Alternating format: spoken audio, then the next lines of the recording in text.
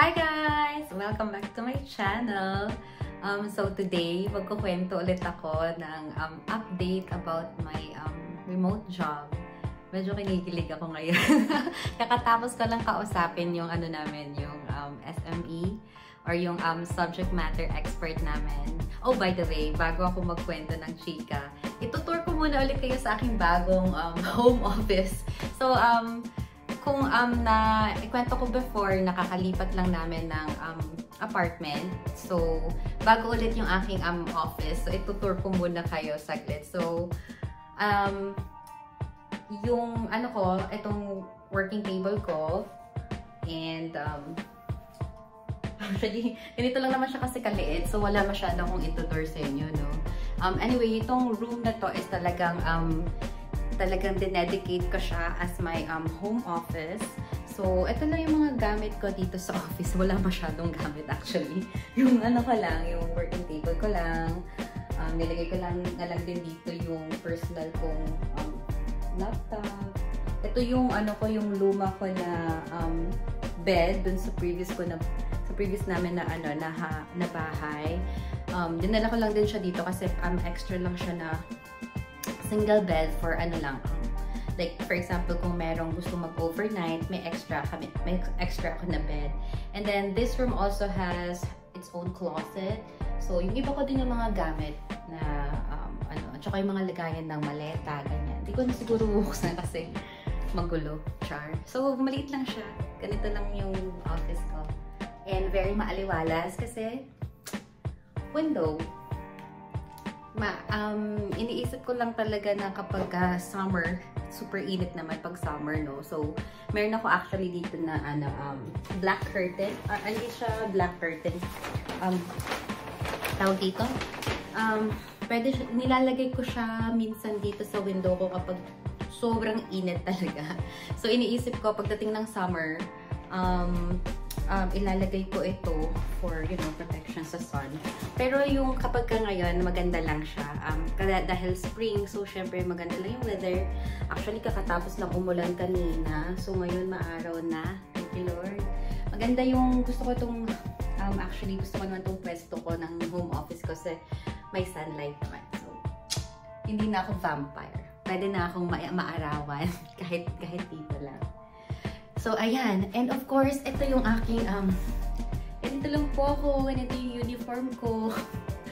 Meron akong kinakain na tinapay, kung makikita nyo.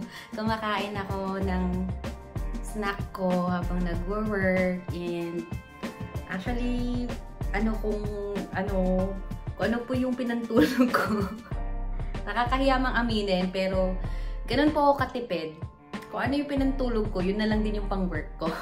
Nakapajamas lang ako lagi pag nag-work. Ayun, so, dami ko nang kwento agad. So anyway, yung ikukwento ko talaga, ito yung ichichika ko. So, ayun na nga, kakatapos lang tumawag sa akin ng SME ko.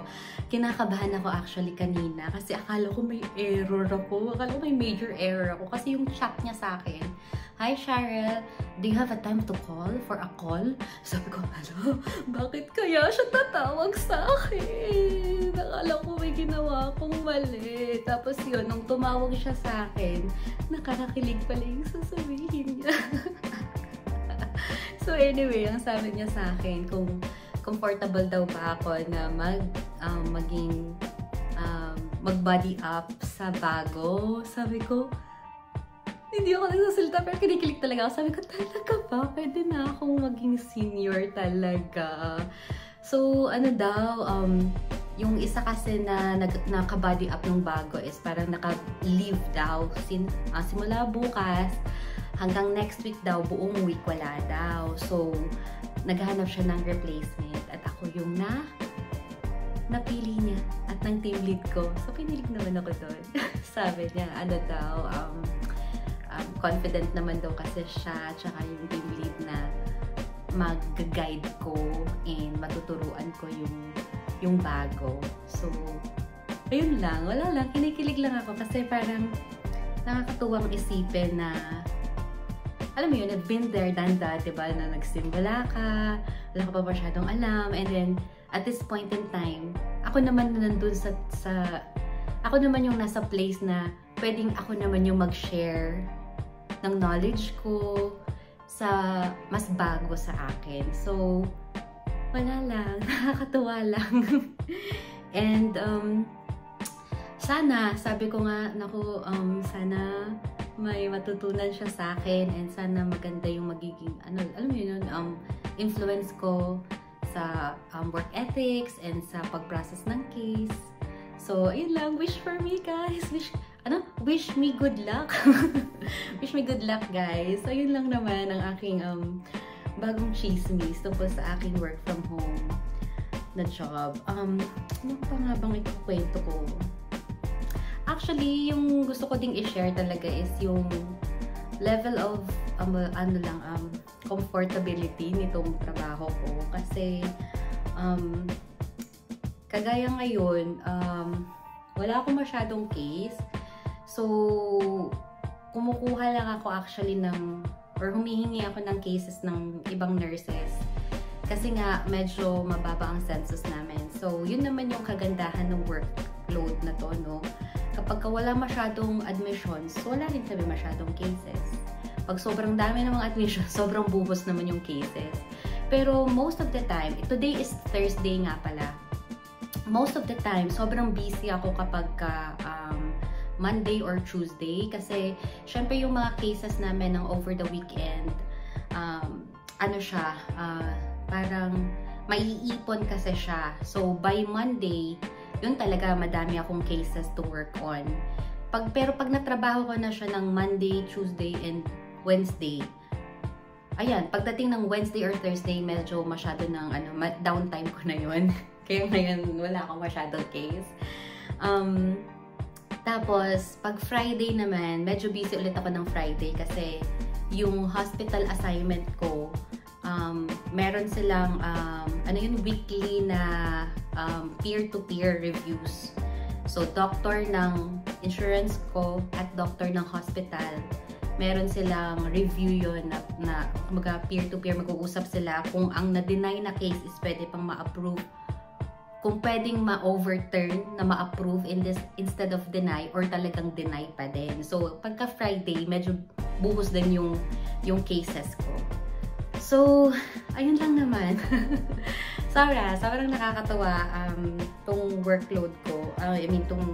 Tong remote job ko. And meron ako pa rin meron pa rin akong errors sometimes. Pero sobrang grateful ko lang talaga na nung isang araw meron akong error.